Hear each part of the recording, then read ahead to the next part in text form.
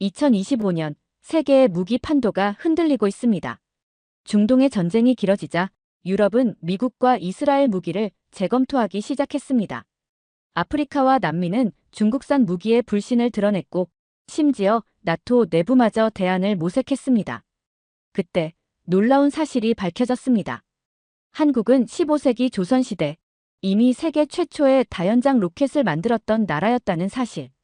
지금 세계는 묻기 시작했습니다. 대체 한국은 언제부터 이 길을 걸어온 건가? 저는 리처드 헤인즈입니다. 영국 왕립방산연구소에서 중동과 아시아의 무기 체계를 분석하는 일을 하고 있어요.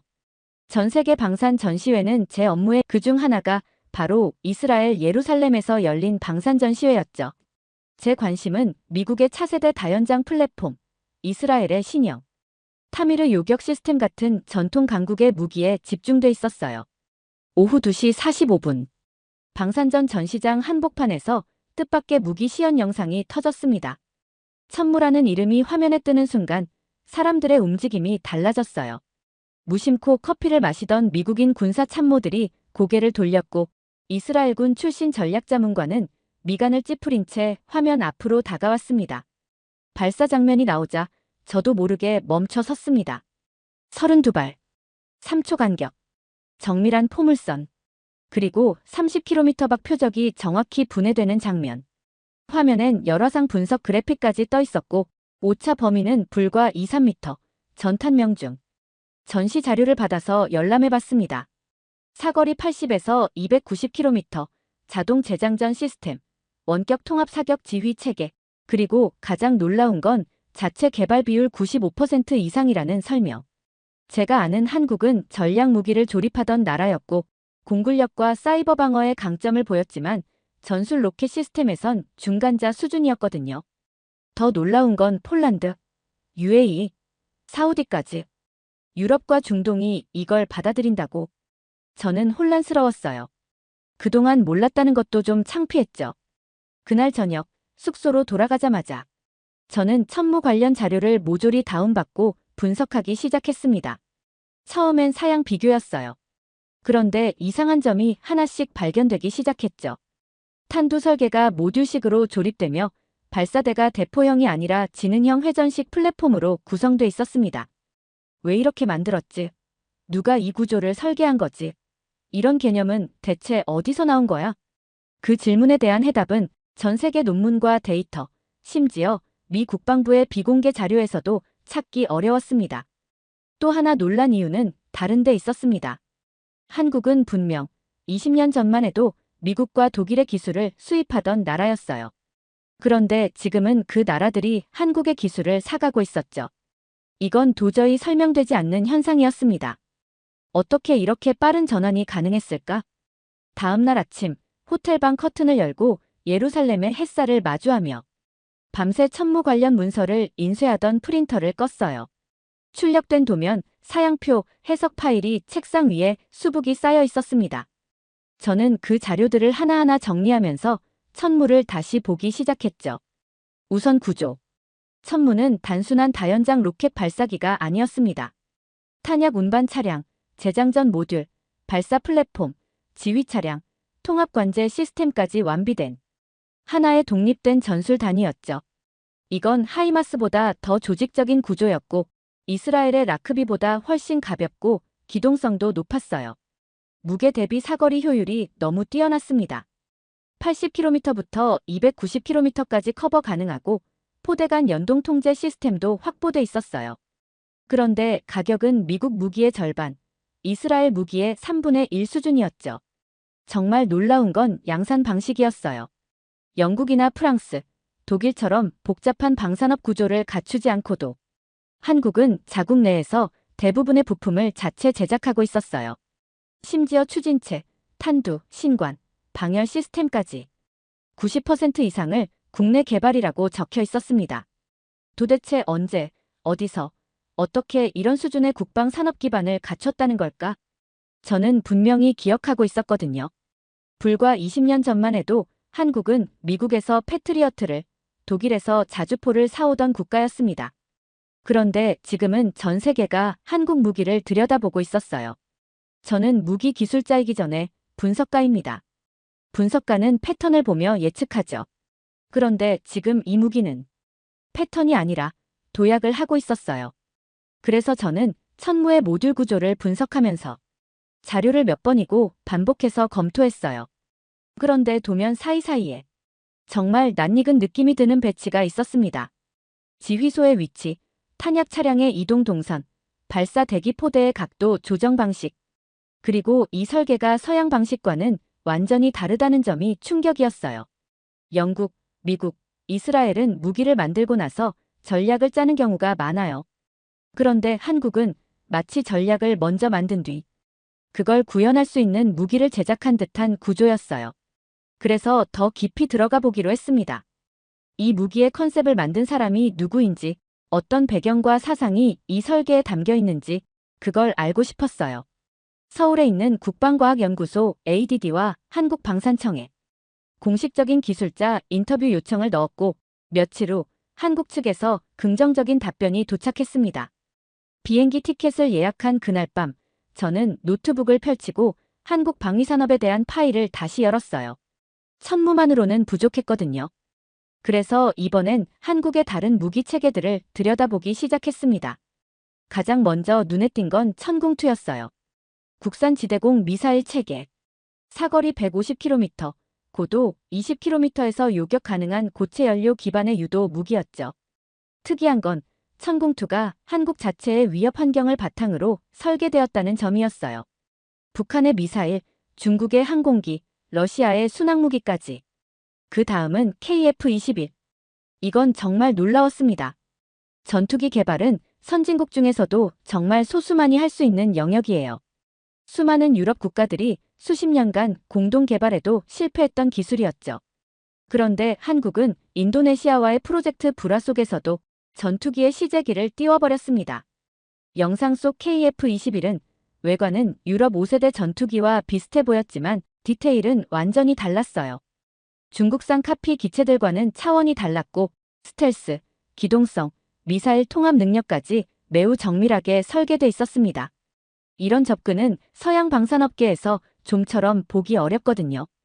우리는 예산과 기술을 먼저 고민하고 위협을 거기에 맞추는 시기예요. 하지만 한국은 위협을 먼저 정의하고 그걸 이기기 위해 기술을 조율한 나라였습니다. 게다가 무기 사이의 연결 구조도 이례적이었어요. 천무의 로켓 기술이 천궁의 유도 체계와 통신되고 그 둘의 지휘 통제는 KF-21의 데이터 링크와 연동돼 있었습니다. 즉, 각각의 무기가 하나의 무기 체계로 통합되도록 설계된 거예요. 서울에 도착한 날, 하늘은 믿기 어려울 만큼 맑았어요. 3월 초, 찬 공기 속에 봄 기운이 스며들고 있었고 인천공항을 빠져나오자 눈앞엔 끝없이 뻗은 활주로와 고요한 평지가 펼쳐졌어요. 공항 고속도로를 타자 곧 정돈된 풍경이 스쳐 지나가기 시작했죠. 어딘가 인위적인 질서가 느껴졌습니다. 저는 공항 리무진을 타고 서울 방산청이 위치한 용산으로 향했습니다. 솔직히 말하면 긴장이 됐어요. 방위산업청 같은 국가 핵심 기관에서 외국인을 맞이해줄지는 그 자체로 상징적인 일일 테니까요. 하지만 몇 차례 이메일을 주고받은 끝에 한국 측 기술전략실에서 정식 인터뷰와 안내를 허락해줬습니다. 사전 허가 없이 내부 자료는 볼 수 없다는 조건이 붙긴 했지만 저는 충분히 만족했어요. 그건 제가 진짜로 원하던 대화의 기회였으니까요.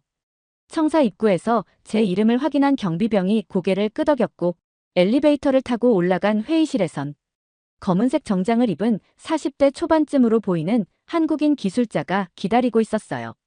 리처드 헤인즈 박사님 맞으시죠? 그는 유창한 영어로 인사를 건넸고 테이블 위엔 이미 천무와 천궁, KF-21 관련 브리핑 파일이 준비돼 있었습니다. 저는 조심스럽게 물었어요. 이 무기, 혹시 미국의 하이마스와 관련이 있습니까? 기술자는 웃음을 지으며 고개를 끄덕였죠. 맞습니다. 일정 부분 영향을 받은 건 사실이에요. 그리고는 잠시 말을 고르더니 덧붙였어요. 그렇다고 하이마스를 흉내낸 게 아닙니다. 한국식으로 다시 정의한 것에 가깝습니다. 저는 귀를 의심했습니다. 다시 정의했다는 표현은 기술자들이 쉽게 쓰지 않는 단어거든요. 그래서 물었죠. 한국식으로라는 건 정확히 어떤 의미입니까? 그는 잠시 정적을 두고 노트북 화면을 넘기더니 한 장의 슬라이드를 꺼냈습니다. 이건 뭔가요? 제가 묻자 그가 천천히 설명을 시작했습니다. 조선시대, 그러니까 지금으로부터 600년 전쯤이죠. 한국은 화약을 이용한 다연장 로켓 무기를 개발했습니다. 신기전이라고 부르는데 로켓 화살을 동시에 수십 발 발사할 수 있었어요. 발사되는 회전식이라 사격각도 조절도 가능했죠. 저는 잠시 멈칫했어요. 너무 비현실적인 이야기처럼 들렸거든요. 하지만 그 기술자의 표정은 진지했습니다. 중국도 유럽도 그 시기엔 화약을 의식용 폭죽 정도로만 썼습니다. 근데 조선은 그걸 전술무기로 체계화했죠. 그는 노트북을 돌려 신기전의 복원 영상 하나를 보여줬어요. 수십 개의 화살이 동시에 하늘로 솟구쳤고 그 궤적은 마치 인공위성처럼 정렬돼 보였습니다. 저는 생각보다 훨씬 정교한 구조에 놀랐죠. 그가 조용히 말했습니다. 이게 15세기 무기라는 게 믿기십니까? 저는 고개를 절로 끄덕였어요. 그 시대 조선은 전쟁이 잦았고 국경선 바깥에서도 해적과 유목민의 위협이 끊이지 않았습니다. 신기전은 성벽 밖에서 먼저 적을 제압해서 마을로 들어오지 못하게 하기 위한 수단이었죠. 지금 우리가 무기를 만드는 방식도 그 원칙에서 크게 벗어나지 않아요. 그 순간 제가 천무에서 느꼈던 낯선 설계감. 무기 자체가 스스로 사고하는 것 같은 구조, 단순한 파괴를 넘은 전략적 유연성. 저는 입을 다물 수 없었습니다. 무기를 본 게 아니었어요. 저는 한 나라의 기억을 보고 있었던 겁니다. 무기 기술에 깃든 민족의 기억, 그리고 그것을 현대화해서 체계로 승화시킨 결과물. 회의가 끝나고 엘리베이터에 혼자 타는 순간 제 손은 아까 그 신기전이라는 단어를 본능적으로 스마트폰에 검색하고 있었어요. 우리가 알고 있는 역사는 그런 무기를 만들 수 있는 기술이 동양에는 없었다고 가르쳐 왔거든요. 하지만 방금 본 건 분명히 다연발 구조에 탄두를 실은 로켓 화살이었고 게다가 각도 조절이 가능한 발사대까지 갖추고 있었죠. 숙소로 돌아와 노트북을 켜고 신기전에 대한 자료를 찾기 시작했어요. 한국의 역사연구소, 무기보건기관, 박물관 사이트를 닥치는 대로 뒤졌죠. 처음 며칠은 별다른 정보가 없었는데 3일째 되는 날 밤 한국의 한 박물관에서 출간한 연구보고서 하나를 발견했습니다. 처음엔 그냥 흘려보내려 했지만 안에 실린 사파를 보고 그대로 멈춰섰어요. 세 종류의 화살 그림이 나란히 그려져 있었고 작은 것부터 큰 것까지 길이, 화약량, 날개 구조, 사거리가 전부 달랐어요. 그 밑에는 각각의 이름이 붙어 있었죠. 소형, 중형, 대형. 게다가 발사대 구조까지 나와 있었는데 그건 제가 전날 천무에서 본 발사 시스템과 너무 닮아 있었어요. 전 이마를 감싸쥐었습니다. 화살이 아니라 완전한 무기 체계였어요. 화약을 추진력으로 삼고 각도 조절이 가능하며 동시에 여러 발을 날릴 수 있는 구조. 보고서에는 이런 설명도 있었습니다. 이 무기는 성벽 바깥으로 적이 접근하지 못하게 선제 사격을 가하기 위한 방어용 기술이었다. 그 설명을 읽는 순간 천무의 구조가 다시 떠올랐어요. 표적거리마다 다른 로켓을 장착하고 탄두도 상황에 따라 바꿔가며 원격으로 조종되는 전술 장비. 지금껏 저는 한국이 갑자기 방위산업 강국이 된 줄 알았습니다. 하지만 아니었어요. 이 나라는 수백 년 전부터 이미 무기를 앞서서 설계하던 나라였던 겁니다. 신기전은 세상이 상상도 못하던 방식으로 미래 전장을 먼저 그려낸 시대를 앞선 기술의 결정체였죠. 그리고 지금의 천무도 마찬가지였어요. 정밀하게 날아가고 동시에 수십 발을 발사하며 지휘 시스템까지 스스로 움직이는 그 무기. 겉으로는 현대 기술 같았지만 그 안에는 놀라울 만큼 오래된 원칙이 숨어 있었죠. 그날 이후 저는 기술을 이해하는 걸로는 부족하다는 걸 알게 됐어요. 이 무기가 실제로 어떻게 쓰였고 어떤 전장에서 어떤 방식으로 배치됐는지를 알아야 진짜 한국 무기들을 이해할 수 있다고 느꼈죠. 그래서 신기전 복원 연구에 참여한 전문가가 있다는 박물관을 찾아가 보기로 했습니다. 경기도 북부의 군사기술박물관. 서울에서 차로 1시간쯤 달리니 해발 수백 미터의 산성과 그 아래 넓은 전시관이 눈앞에 펼쳐졌어요. 성곽은 실제로 조선시대의 적의 침입을 막기 위해 지어진 것이라 했고, 지금은 일부 구간이 복원되어 그 시대의 전술을 실감나게 보여주는 교육 공간이 되어 있었습니다. 전시관 입구에서 안내를 받아 들어가니 신기전 복원 프로젝트에 참여한 연구원이 기다리고 있었고, 그가 제게 보여준 첫 자료는 다름 아닌 조선의 성곽 배치도였습니다. 지도 위에 표시된 붉은 점들은 전부 신기전 발사 지점이었고, 그 방향은 계곡, 협곡, 좁은 진입로 등 적이 오직 한 방향으로만 접근할 수 있는 곳을 가리키고 있었죠. 성 자체가 무기의 일부였습니다. 발사대는 산성의 구조에 맞춰 설치됐고, 화살의 사거리와 날아가는 각도까지 미리 계산됐죠.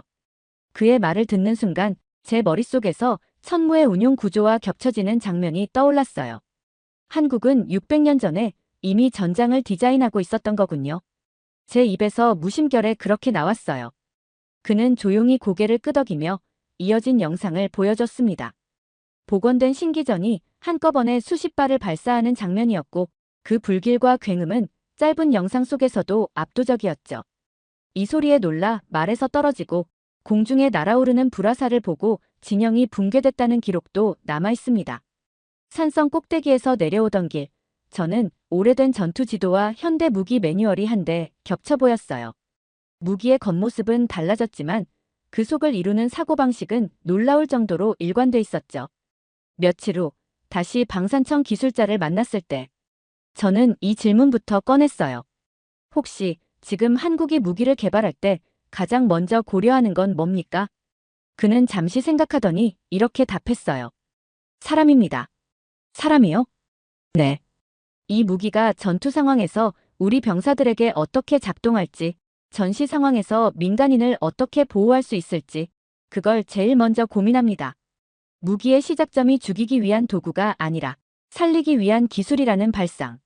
천무의 운용 설계도 그렇습니다. 이 무기는 전선에 단독 배치되는 구조가 아니라 자주포, 전투기, 탄도미사일 체계와 연동돼 움직이는 통합 시스템입니다. 단 하나의 로켓이 적진을 향해 날아갈 때에도 그 배후에는 수십 개의 정보, 수백 명의 인력이 연결되어 있어요. 무기 하나가 혼자 움직이지 않도록 만드는 이 구조야말로 공격보다 생존을 우선시한 구조였습니다. 게다가 저는 천무를 설계한 인물들이 모두 전투 경험이 있는 전직 장교, 포병, 병참 전문가들이라는 얘기를 들었어요. 현장에서 죽을 뻔한 경험을 한 이들이 어떤 무기라야 우리 아이들이 살아남을 수 있는가라는 질문을 놓지 않았던 거죠. 그리고 저는 이런 질문을 스스로에게 던지게 됐어요. 서양에서 무기는 누가 만들었지? 전문가, 과학자, 엔지니어. 전쟁은 군인이 했고 무기는 기술자가 설계했죠. 그 둘 사이엔 늘 거리가 있었어요. 그러나 한국은 현장에서 싸운 이들이 무기를 직접 만들고 있었습니다. 강한 무기를 만드는 것이 목적이 아니라 지켜야 할 무언가를 위해 최선의 기술을 택하는 것. 그게 한국 무기의 출발점이었어요. 그런 나라가 만든 무기는 살아있는 전략이고 기술 속에 숨겨진 사명감이었습니다. 감동은 컸지만 동시에 이런 질문도 생겼습니다. 그럼 지금의 한국 무기는 어디까지 그 철학을 계승하고 있을까? 그래서 전 천무에서 시선을 다른 곳으로 옮겼습니다. 이번엔 천궁이라는 요격 체계였어요. 적 미사일을 공중에서 정확히 파괴하는 이 무기는 단지 속도나 명중률 문제가 아니었죠. 놀라웠던 건 이 시스템의 핵심이 예측이라는 점이었습니다. 적이 쏘기도 전에 먼저 움직이는 능력. 그건 단순한 반응이 아니라 사고 자체가 전술화된 기술이었어요. 또 다른 무기들도 마찬가지였습니다. KF-21 전투기의 설계 과정에서조차 단순히 빠르고 강한 항공기를 만드는 게 목표가 아니었죠. 우리가 독자적으로 만들 수 있다는 건 곧 우리만의 방어 철학이 있다는 증거입니다.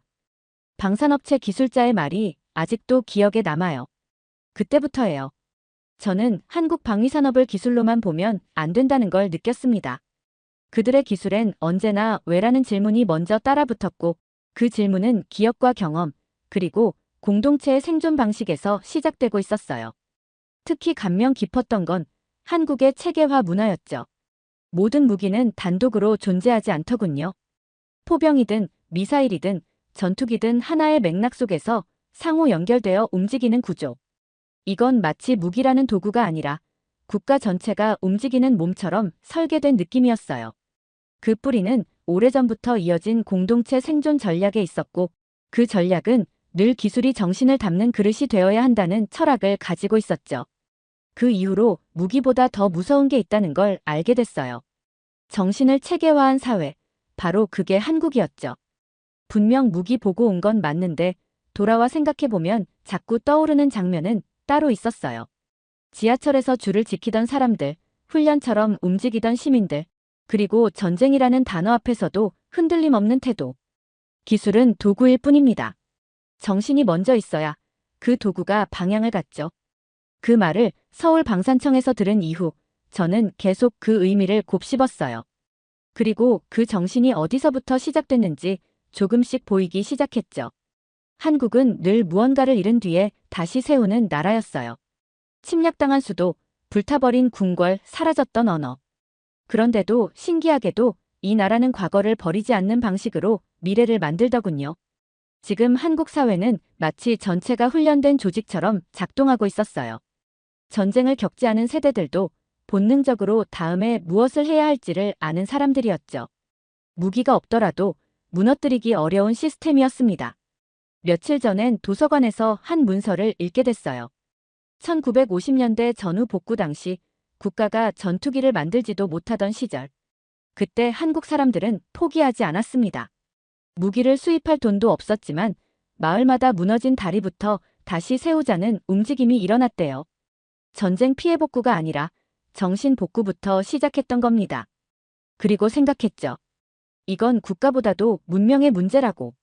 서구 사회에선 무기를 갖고 있으면 강한 나라라고 여겼지만 한국은 무기를 갖기 전에 이미 싸울 수 있는 정신부터 갖고 있던 민족이었어요. 등산을 가도 그랬어요. 60대, 70대 어르신들이 저보다 빠르게, 정확하게 움직였고 전혀 낯선 사람들끼리도 갑자기 서로 도와주고 줄을 만들고 하나의 흐름을 만들었죠. 그건 책으로 배운 어떤 전략서보다 더 설득력 있었어요. 그래서 저는 한국을 방위산업 강국이라고 부르지 않기로 했어요. 이 나라는 문명 전체가 전략화된 사회였고 그런 나라가 만든 기술은 단지 기술일 수가 없었습니다. 이제야 알겠습니다. 왜 세계가 한국 무기를 찾는지. 처음엔 기술력이겠거니 생각했어요. 그런데 시간이 지날수록 그건 겉모습일 뿐이라는 걸 깨달았죠. 한국도 처음부터 싸우기 위해 무기를 만든 건 아니었겠죠. 지키기 위해, 살아남기 위해 만든 거였어요. 그리고 그 정신이 오늘날까지도 그대로 이어져 있는 거였죠. 어느 날 문득 떠올랐어요. 왜 이 나라 사람들은 이렇게 준비가 철저할까? 왜 전쟁이 일어나지 않았는데도 이토록 많은 대비를 해두었을까? 그건 두려워서가 아니라 지켜야 할 것이 너무 많았기 때문이었어요. 신기전도 그랬고 천무도 마찬가지였죠. 중요한 건 화살이 몇 발 날아가느냐가 아니었어요. 그걸 왜 만들었는가였죠. 기술은 세계 어디든 발전할 수 있어요. 하지만 그 기술에 담긴 철학과 정서는 쉽게 따라 할 수 없는 거거든요. 한국의 무기는 기능 이전에 이유가 있었어요. 왜 만들었는가? 무엇을 위해 존재하는가? 그 질문의 깊이가 모든 걸 다르게 만들었어요. 지금도 수많은 나라들이 한국을 찾아요. 설계를 알려달라고 하고 시스템을 배우고 싶다고 하죠. 하지만 그들이 진짜 배워야 할 건 매뉴얼이 아니라 기억이에요. 전 국민이 생존을 공유하고 있는 그 기억, 그게 한국의 억제력이자 무기였어요. 싸울 준비가 아니라 살아남을 준비가 몸에 밴 사회. 그게 진짜 전략이고 그게 지금 세계가 두려워하는 이유죠. 신기전은 왜 싸우는가? 라는 질문이 담긴 첫 번째 문장이었어요. 천무는 그 연장선이었고요. 정밀 유도, 기동력, 다연발. 겉으로 보기엔 최첨단이지만 그 안에는 신기전이 담고 있던 고민이 고스란히 들어있었어요. 지금 세계는 그 철학을 복제할 수 없어 안달이 났어요. 하지만 안타깝게도 이건 따라한다고 만들어지는 게 아닌 것 같습니다. 런던에 도착하자마자 저는 방산자문회의에 참석했습니다. 주제는 다국적 협력 무기체계의 전략적 이점이었죠. 그날 회의의 절반은 한국에 대한 이야기였어요. 자료 화면엔 K무기들이 줄줄이 떴고 각국 고위 관계자들은 기술보다 가격, 가격보다 납기 속도에 집중하고 있었어요. 하지만 저는 그 자리에서 정반대의 이야기를 꺼냈어요. 한국이란 나라는 15세기에 이미 무기의 철학을 만든 나라입니다. 저는 이어서 조선의 신기전에 대해 간단히 설명했어요. 화살을 많이 쏜 게 아니라 어디에, 왜, 누구를 위해 쏘았는가가 핵심이었다는 이야기였죠. 그리고 그 정신이 단절되지 않고 오늘날 천무와 같은 현대 체계로 이어졌다는 설명도 덧붙였어요. 한국 무기의 경쟁력은 기술이 아니라 사유입니다. 제가 그렇게 말하자 한 프랑스 장군이 고개를 갸웃했어요. 사유라니, 무기를 생각으로 만든다고요? 그 물음엔 저도 잠시 웃음이 나왔지만 곧 진지하게 답했어요. 그렇습니다. 한국은 전쟁을 승패의 문제가 아니라 공동체의 생존 문제로 접근합니다. 기술은 그 다음입니다. 그리고 결정적인 순간이 찾아왔어요. 영국 국방부의 한 실무자가 조심스럽게 말했어요. 그럼 한국의 무기 체계는 일종의 집단 기업이라는 말인가요? 저는 고개를 끄덕였습니다. 정확히 그겁니다. 그 기억이 사회를 훈련시키고 그 훈련이 기술보다 더 빠르게 전쟁을 준비하게 하죠. 회의가 끝나고 저는 몇몇 관계자들과 따로 이야기를 나눴어요.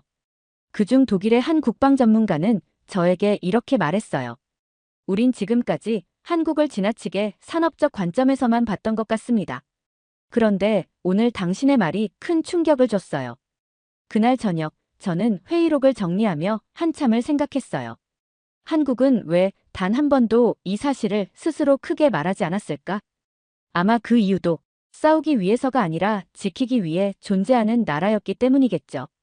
한국이 무기를 만든다는 건 국민을 지키기 위한 최후의 장치였고 국방이란 곧 공동체가 끝까지 함께 살아남기 위한 고민이었겠죠.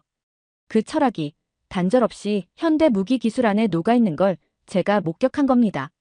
신기전이 처음 만들어졌을 때도 그랬을 겁니다. 화살을 얼마나 멀리 날리느냐보다 누구를 지키기 위해 날리느냐가 더 중요했겠죠. 그들은 수십 년을 앞선 기술력을 가진 게 아니라 수백 년을 쌓아온 철학을 기술로 표현해낸 것 뿐이었어요. 신기전에서 천무까지라는 이 거대한 흐름 속에서 저는 단 한 번도 단절을 느끼지 못했어요. 말과 형식, 금속과 회로는 달라졌지만 그 근본엔 언제나 국민을 위한 고민이 있었어요. 그리고 그 철학으로 스스로를 지켜낸 나라였습니다. 그리고 그 철학은 더 이상 과거의 유산이 아니었습니다. 오늘을 지탱하고 내일을 설계하는 가장 현실적인 무기였습니다. 두 번째 사연 시작합니다. 세상에 이런 일이 존재해도 됩니까? 글자 하나 때문에 잡혀가고 맞고 죽기까지 한 민족. 그런데 그 글자를 국경일로 기념하고 제국에 맞서 지켜냈고 AI도 놀라게 했고 심지어 다른 나라가 빌려다 썼습니다. 그걸 보고 이탈리아 학자가 날아왔습니다. 그리고 말합니다. 이건 글자가 아닙니다. 국민이 만든 살아있는 기적입니다. 대체 무슨 사연인지 오늘 사연 바로 시작하겠습니다.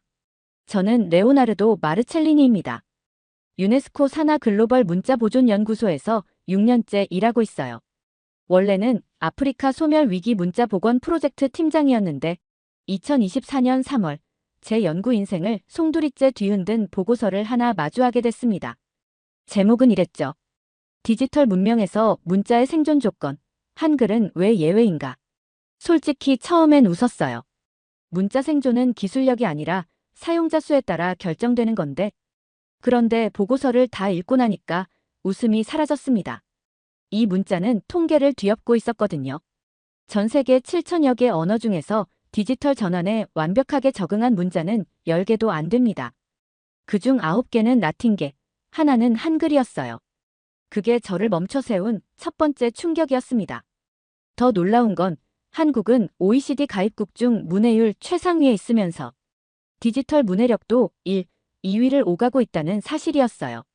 전통 문자 대부분이 특히 비라틴계 문자들이 디지털 전환기에 무너지고 있는데 이 나라는 온라인 환경에서 더 강해졌습니다. 도대체 뭐지? 왜 이 나라는 문자 하나로 이렇게 버텼을까? 처음엔 시스템일 거라고 생각했죠. 정부 주도든 기술 투자든 뭔가 외부적인 이유가 있을 거라 생각했어요. 그런데 아니었어요. 한국행 비행기를 탔던 그 순간부터 제 연구는 시작됐습니다. 출국 전 한글의 기본 구조부터 학습했어요. 훈민정음이라는 이름으로 창제된 한글은 자음 14자, 모음 10자로 이루어진 표음 문자더군요. 이미 그 시점에서 의아했습니다. 지금의 표음 문자들은 대부분 수백 년의 진화 과정을 거쳤는데 한글은 처음부터 완성된 체계로 나타났으니까요. 인천공항에 도착했을 때 제일 먼저 눈에 들어온 건 도처에 있는 한글 간판들이었어요. 조금 더 유심히 살펴보니 영어와 한글이 함께 표기된 곳이 많았지만 두 문자의 시각적 무게감이 전혀 달랐습니다. 한글이 훨씬 더 주도적이었죠. 이것만으로도 이미 다른 아시아 국가들과 다른 양상이었습니다. 일본, 중국, 태국 등지에서는 로마자와 자국 문자가 뒤섞여 있는 경우가 많은데 한국은 명확하게 한글이 주도권을 쥐고 있었어요. 호텔에 도착해 정리하다가 한 장면을 목격했습니다. 카페에서 중학생으로 보이는 아이들이 서로의 메시지를 보며 그거 맞춤법 틀렸어라고 지적하는 모습이었어요. 다른 나라에서 10대 아이들이 맞춤법을 자발적으로 교정하는 모습은 본 적이 없었죠. 무엇보다 그 아이들이 전혀 불편해하지 않았습니다. 마치 당연한 일상 같았어요. 다음 날 서울 강북구의 한 문해교육교실에 방문했을 때였습니다. 80이 넘은 어르신 한 분이 자기 이름을 또박또박 써내려가면서 울고 계셨습니다. 그때 저는 머리를 얻어맞은 기분이었어요. 글자 하나가 사람을 울릴 수 있다고. 더 깊이 파고들수록 충격은 커졌습니다. 한글은 단 24자로 1만 단어 이상을 구성할 수 있는 음소 조합 문자이고 유니코드에서 가는 기억 플러스 R로 분해 저장됩니다. 이게 왜 중요하냐고요? 음성인식, 검색 자동 완성, AI 학습 정확도에서 한글이 전 세계 최적화 문자라는 뜻입니다. 실제로 서울대학교 언어학과 교수를 만나 이 주제에 대해 물어봤습니다. 그는 어깨를 으쓱하며 말했어요. 한글이 AI 시대에 강한 건 우연이 아닙니다. 그 구조 자체가 정보 처리에 완벽하게 최적화되어 있거든요. 그는 한글의 놀라운 구조적 특성을 제게 설명해줬어요. 첫째, 한글은 철저히 발음 중심의 문자입니다. 영어처럼 노와 나우가 다르지 않아요. 들리는 대로 적고 적힌 대로 읽습니다. 이건 음성인식 AI에게 천국과도 같은 구조죠. 둘째, 자음과 모음이 분리되어 있으면서도 한 글자 안에서 조합됩니다. 이건 텍스트 압축률을 높이면서도 디지털 환경에서 손실 없이 처리할 수 있게 해줘요. 셋째, 한글은 기본 형태소를 조합하는 방식으로 새 단어를 만듭니다. 이건 패턴 인식 알고리즘이 학습하기에 완벽한 구조예요. 그의 말을 들으며 생각했습니다. 사실상 한글은 디지털 시대를 위해 설계된 것처럼 보였어요. 하지만 알고 보니 15세기에 만들어진 문자라는 거예요. 이건 인간이 만든 우연의 기적이 아니라 처음부터 사용자 중심으로 만들어졌기 때문에 가능한 일이었습니다. 김 교수는 웃으며 말했어요. 유네스코 내부 연구진은 종종 농담처럼 말한다고 들었어요. 한글은 사람이 만든 게 아니라 알고리즘이 만든 줄 알았다고요. 그만큼 구조가 완벽하다는 뜻이었죠. 하지만 전 그렇게 생각하지 않았어요. 그건 기술자의 시선이었거든요. 진짜 놀라운 사실은 이 문자의 탄생이었어요. 서울 세종로에 있는 국립한글박물관을 찾았을 때 진짜로 그 기록을 봤어요. 세종실록에 정확하게 나와 있었습니다. 1443년 조선 제4대 임금 세종대왕이 훈민정음을 창제했고 3년 뒤인 1446년 백성들을 위해 반포했다는 기록이요. 그 근거 문장도 또렷하게 남아 있었죠. 나라의 말이 중국과 달라 백성들이 이를 문자로 표현하지 못하니 새로 28자를 만들어 쉽게 익히도록 하노라. 이 한 문장이 저를 뒤흔들었습니다. 유럽의 군주들이 대부분 자신의 권력을 과시하기 위해 성을 쌓고 전쟁을 일으키던 시기에 이 동양의 군주는 소외된 평민들이 자신의 말을 표현할 수 있도록 새로운 글자를 만들었다는 거예요. 이건 단순한 창제가 아니었어요. 이건 선언이었습니다. 자기 나라 말로 자기 생각을 쓸 수 없던 백성들에게 이제 우리의 말은 우리의 글로 남을 수 있다고 왕이 직접 보장해 준 거예요. 세종대왕은 정말 놀랍게도 그 사람은 백성을 가르치려 든 게 아니라 백성이 스스로 읽고 쓰도록 구조를 만든 사람이었어요. 저는 이런 유형의 지도자를 본 적이 없습니다. 서양의 르네상스 군주 중 누구도 백성의 문해를 위해 글자를 만들지 않았어요.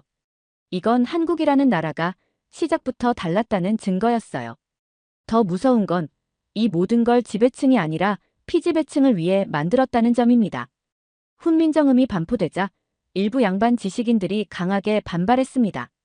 백성들이 그를 알게 되면 위계 질서가 무너진다. 어디서 많이 들어본 말이죠? 유럽도 비슷했습니다.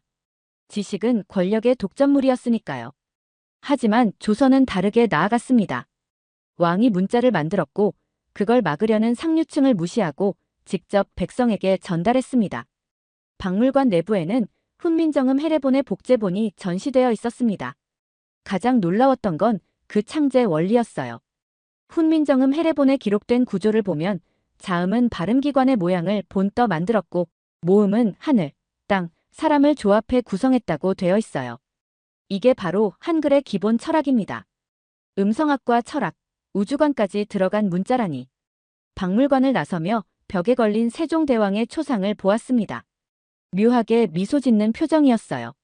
아마 그도 알았을 거예요. 그가 만든 글자가 600년 뒤에 이방인 하나를 이렇게 전율하게 만들 줄은. 한글은 문자이기 전에 선언입니다. 말하는 자는 써야 하고 쓰는 자는 자유롭다. 진짜 이야기는 오히려 그 다음이었죠. 한 나라의 문자를 없애려 한 제국의 시도, 그리고 그것을 지켜낸 민중의 전쟁. 이건 단순한 문제가 아니었어요. 정신의 보존이었고 기억의 사수였죠. 한국을 조금만 깊게 들여다보면 누구나 마주하게 되는 단어가 있습니다. 일제강점기. 1910년부터 1945년까지 일본 제국주의는 조선을 병합하고 완전한 식민지로 만들었습니다. 그 과정에서 벌어진 가장 집요한 정책 중 하나가 바로 언어 말살입니다. 그들은 한국의 역사를 부정했고 언어를 통제했고 결국 한글 교육 자체를 없애버렸습니다. 1938년 조선 총독부는 모든 초중등 학교에서 한국어 수업을 폐지했습니다. 대신 일본어만 가르쳤죠.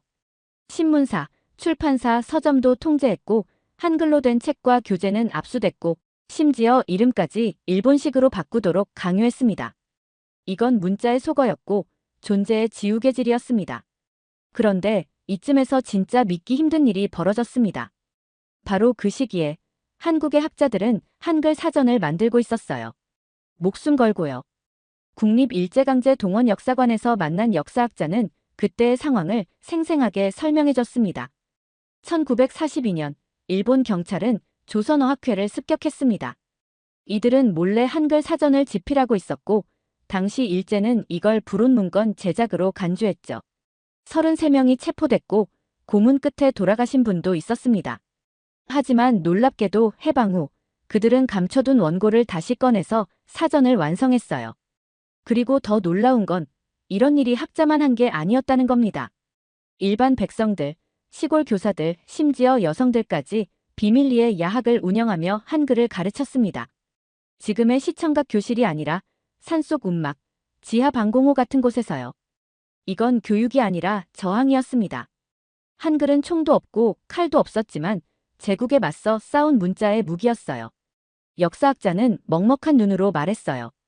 일제가 가장 두려워했던 건 우리 민족의 무기가 아니라 우리의 기억이었습니다. 문자가 살아있으면 역사가 살아있고 역사가 살아있으면 정체성이 살아있거든요. 그래서 그들은 한글부터 없애려 했어요. 저는 유럽 문자의 역사도 많이 공부했습니다. 라틴어는 로마가 망하자 지배층의 전유물이 되었고 한자는 문화권 밖에선 확산되지 못했습니다. 하지만 한글은 제국이 들어왔을 때 가장 치열하게 살아있었습니다. 그걸 버틴 건 국가가 아니었고 법도 아니었습니다. 바로 국민이었습니다. 광화문 한복판에 서서 한글 간판이 가득한 거리를 바라보며 생각했어요. 이 글자 하나하나가 한때 금지당했고 감시받았고 고문당한 기록이었구나. 그런데도 포기하지 않고 다시 써낸 민족이라니. 훈민정음을 만든 건 세종이었지만 지켜낸 건 수많은 이름 없는 한국인들이었습니다. 그리고 한국 전쟁 직후 한국의 문해율이 22%였다는 사실을 처음 접했을 때 그 저조한 수치에도 불구하고 의미가 있었어요.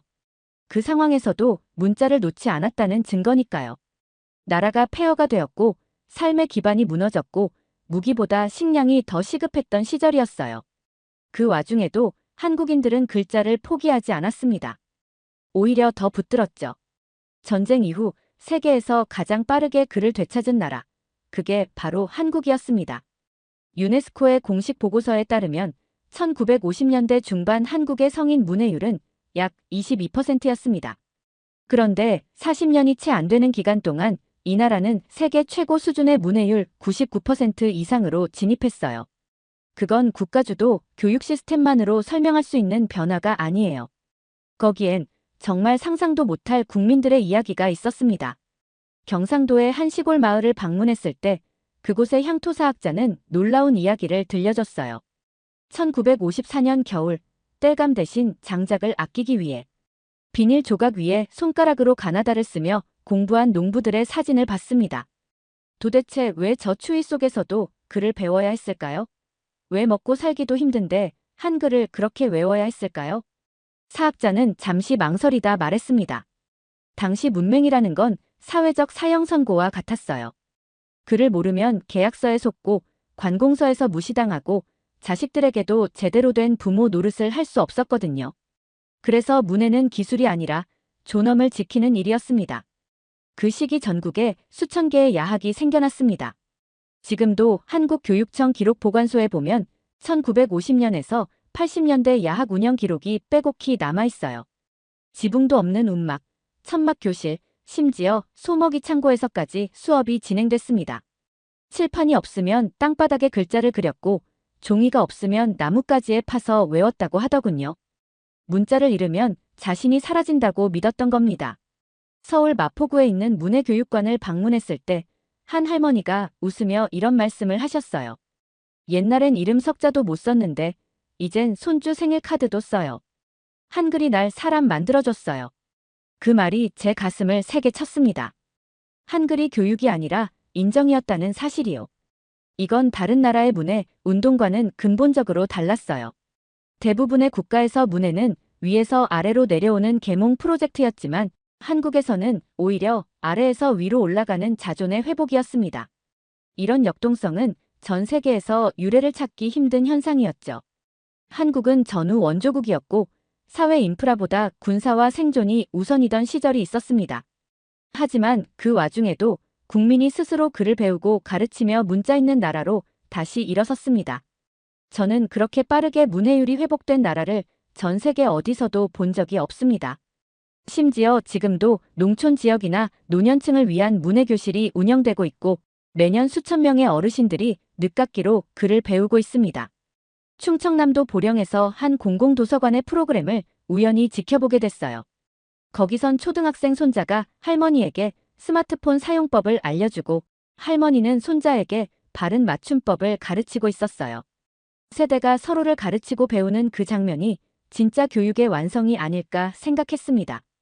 한국은 문자 앞에 세대를 나누지 않았습니다. 글자 하나 못 읽는 게 뭐 대수냐고 말하지 않았어요. 오히려 글자 하나쯤은 꼭 읽게 하자고 나섰습니다. 이건 정부의 공약이 아니었고 국민의 약속이었습니다. 사람이 먼저인 사회는 많지만 글을 먼저 가르친 사회는 한국이 처음이었어요. 지금까지 수많은 나라를 다녔습니다.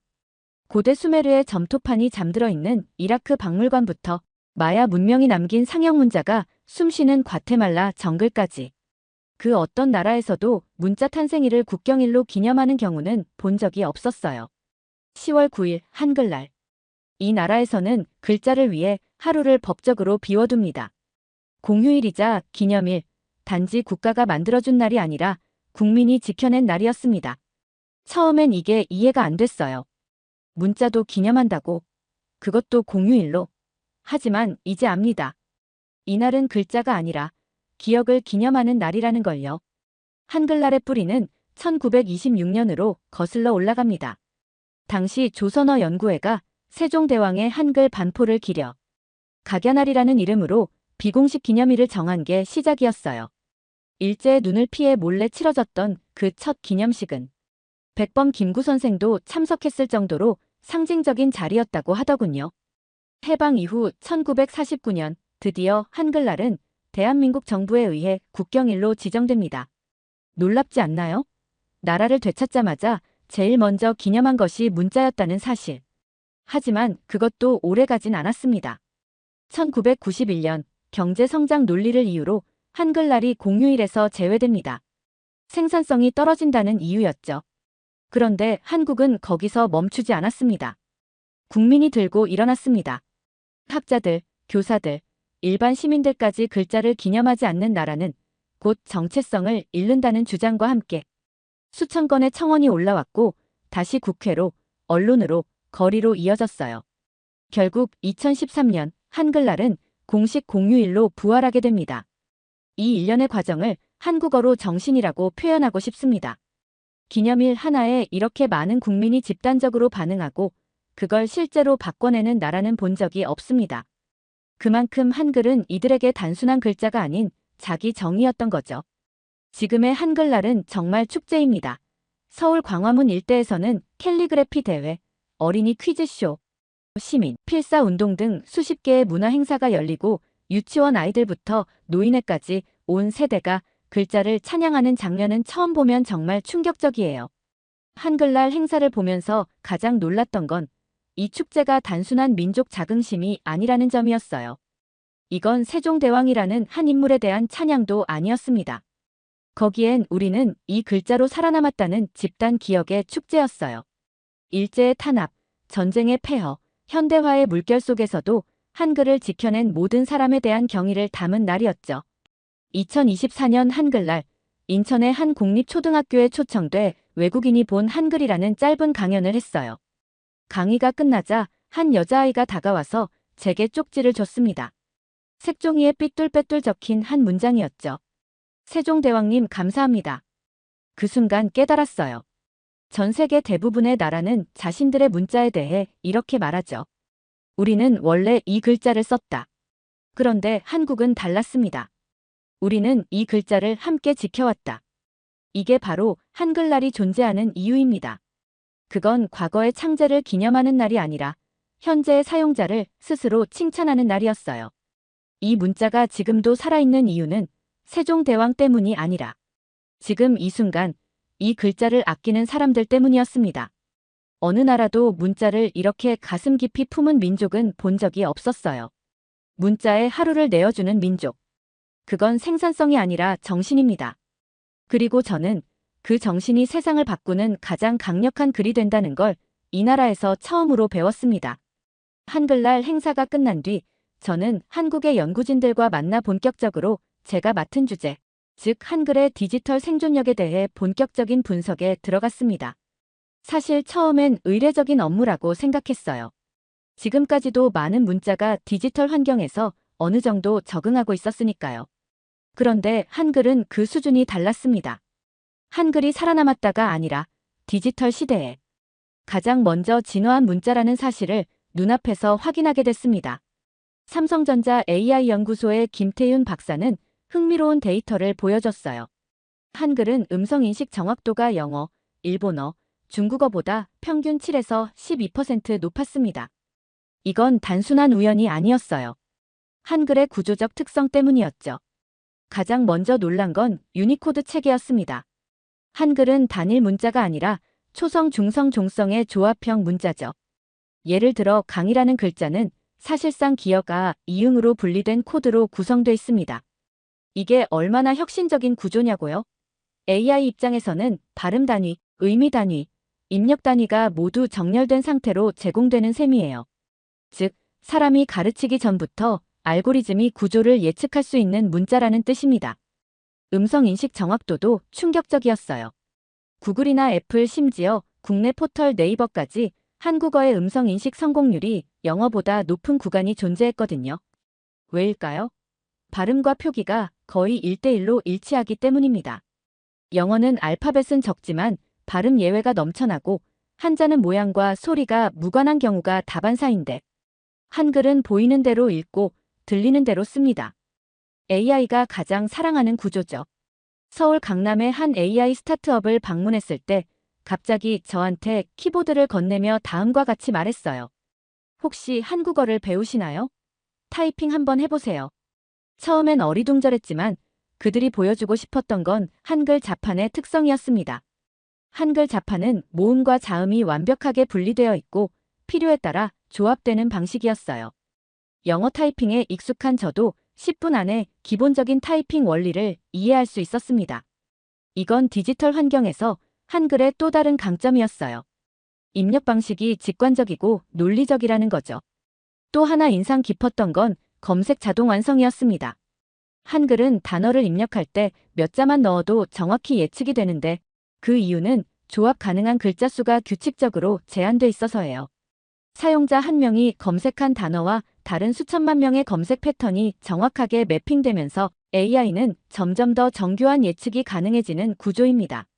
실제로 네이버의 검색 오류율은 전 세계적으로도 굉장히 낮은 수준이고 맞춤법 교정 기능도 영어보다 빠르게 실시간 보정이 되더군요.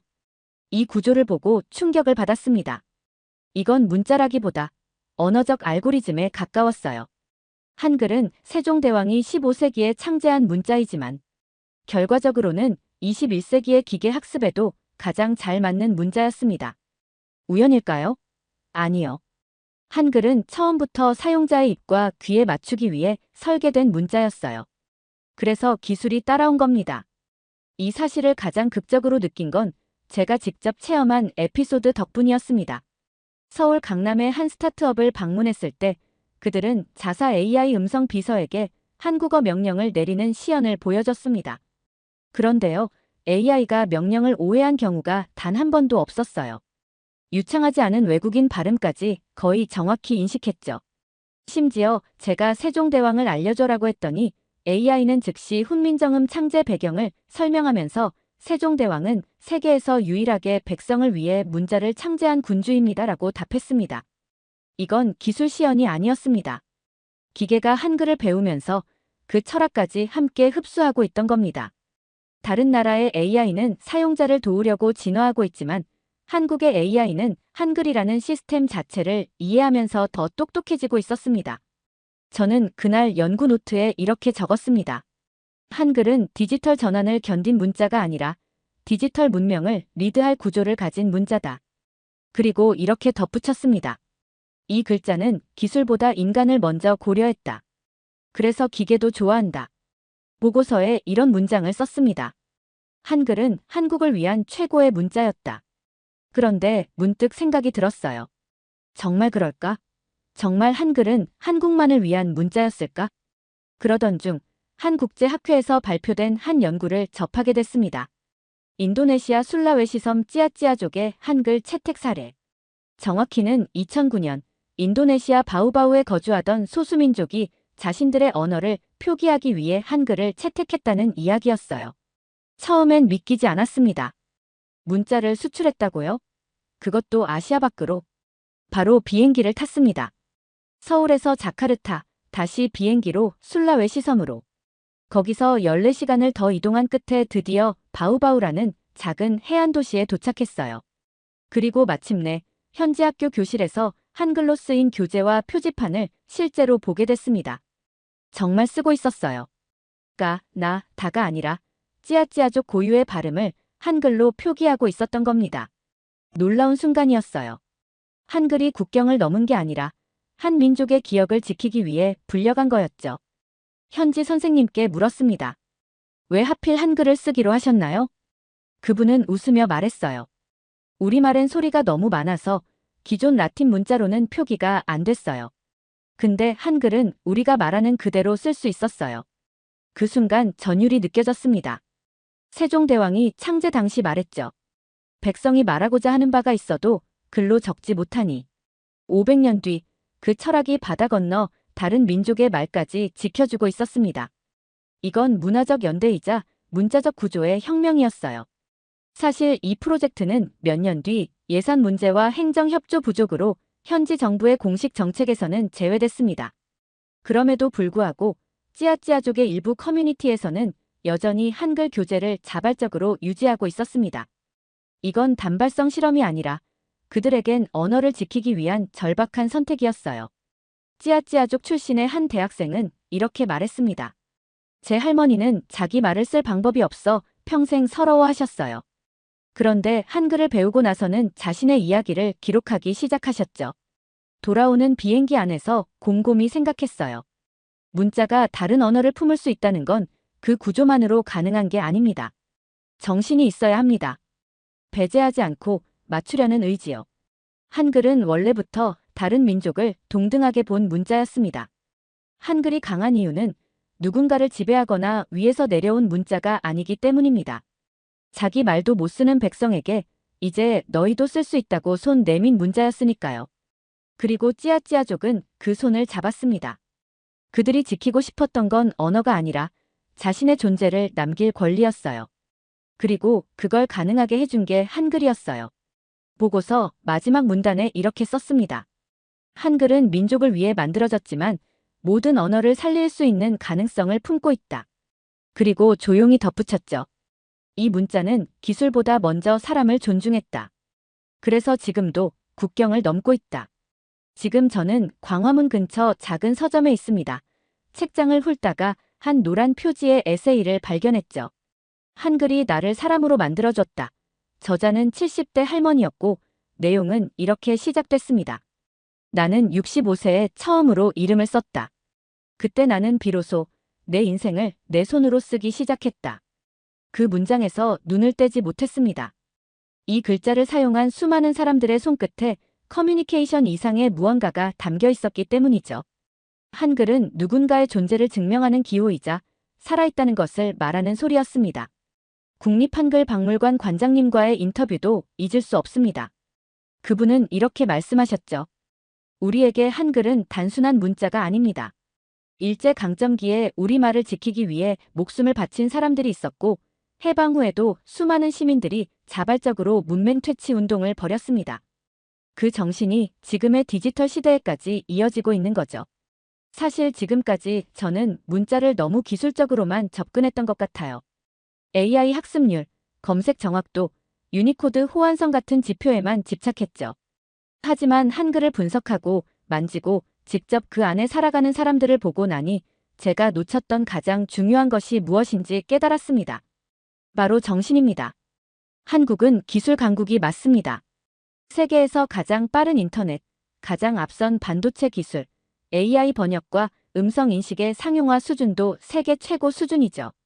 그런데도 이 나라의 가장 강력한 시스템은 바로 이 글자였습니다. 한글은 단지 소통의 수단이 아니라 정체성을 잇는 정신의 그릇이었습니다.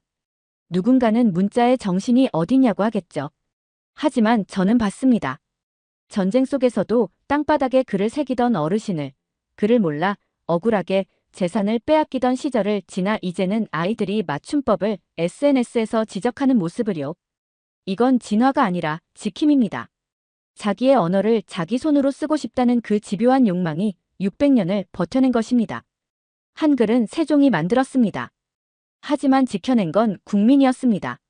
일제강점기에는 목숨 걸고 전후에는 배를 골아가며 지금은 AI 앞에서도 이 글자의 정신만큼은 흐트러지지 않았습니다.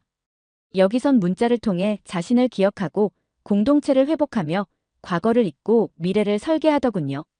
이 나라는 글을 쓰는 순간 그 사람의 삶 전체를 함께 받아들입니다. 그건 지식의 문제가 아니라 존중의 자세였습니다. 마지막으로 이 말을 남기고 싶습니다. 문자는 기술이 아니다. 그건 곧 민족이 끝까지 지켜낸 정신이며 한글은 그 정신이 살아 숨쉬는 유일한 문자다. 영상 일부는 무료 영상 소스를 활용했으며 편집 및 내용 구성은 감동탐험이 직접 진행했습니다. 사연 이야기가 좋았다면 구독과 댓글로 남겨주세요. 더 재미있는 사연으로 돌아오겠습니다. 이상 감동탐험이었습니다.